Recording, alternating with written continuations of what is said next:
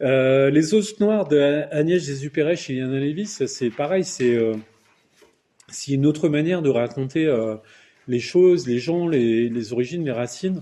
Alors ça peut intéresser pas mal de gens parce que c'est vrai que aujourd'hui les gens ils font appel à des écrivains publics pour écrire leur histoire parce que voilà ils ont un besoin de transmission tout ça et puis même nous hein, parfois on se dit tiens comment je pourrais compiler des souvenirs, comment je pourrais raconter l'histoire familiale à mes petits-enfants qui peut-être ne connaissent pas ou à mes enfants qui n'ont peut-être pas connu les grands-parents. Et là, on a donc l'alter ego de l'auteur dans le livre. Je ne sais pas si c'est la réalité. Moi, je m'attache au livre. Je me renseigne très peu sur les auteurs. Je devrais peut-être, ça serait plus professionnel.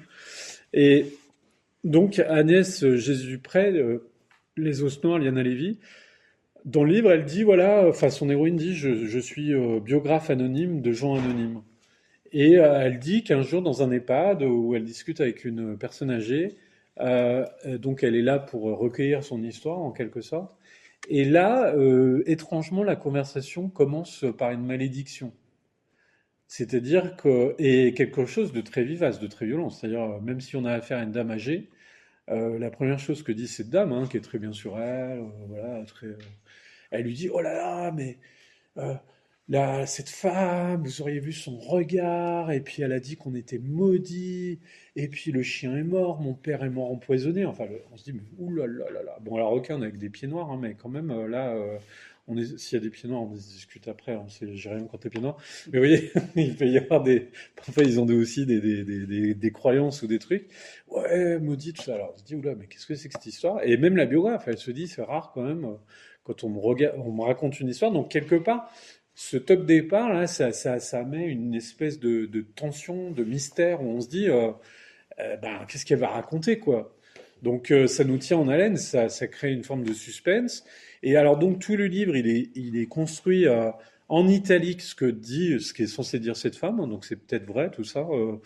Donc une femme qui a grandi en Tunisie, là on apprend que bah, les colons italiens tunisiens étaient là avant les colons français tunisiens. Donc eux ils sentent une espèce de primauté dans le truc, mais il fallait pas faire les malins avec les Français puisqu'ils étaient plus nombreux et puis ils sont installés après. Donc mais comme on a la même religion, comme on a le même truc, finalement il n'y a pas de souci, on va essayer d'être dans le moule.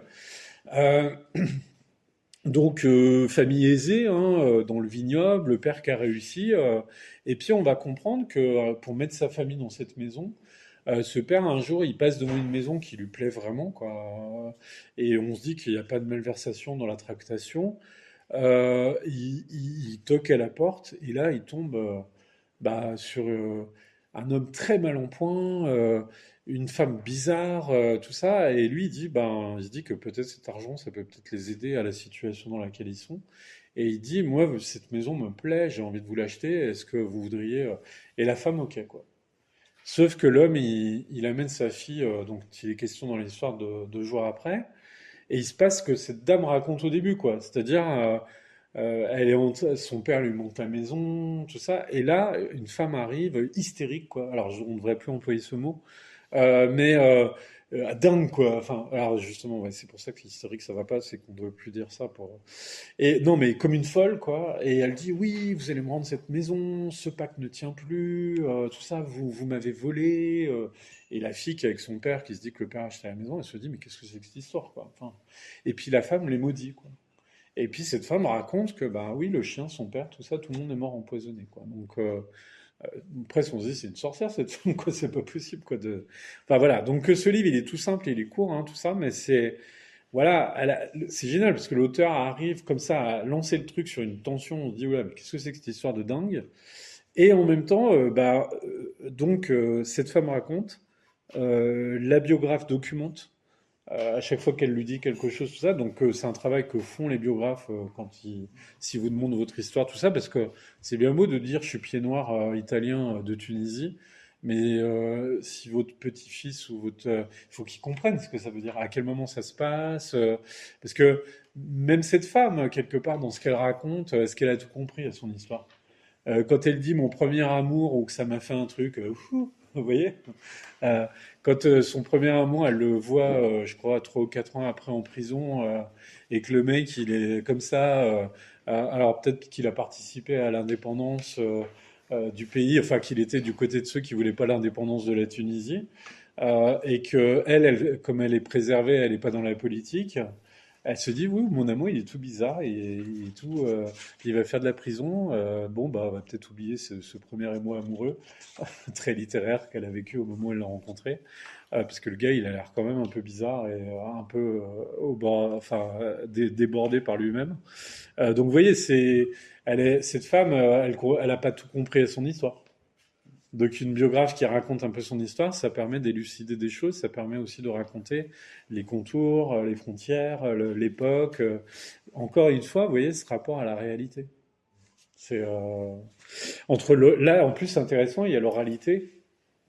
Et je pense que pour tous les gens qui font des enquêtes généalogiques ou des trucs comme ça, c'est super intéressant parce que de comprendre ce que ça veut dire, ce que des gens ont dit, c'est ou comprendre ce qu'une photo veut dire. Enfin, vous voyez, on regarde une photo. Moi, je me souviens, je vous raconte une anecdote personnelle, mais je me souviens d'une photo où vous avez des gens qui sont à un mariage et il y a un type au milieu qui a des jumelles. Je me dis, c'est bizarre d'avoir des jumelles à un mariage, quoi.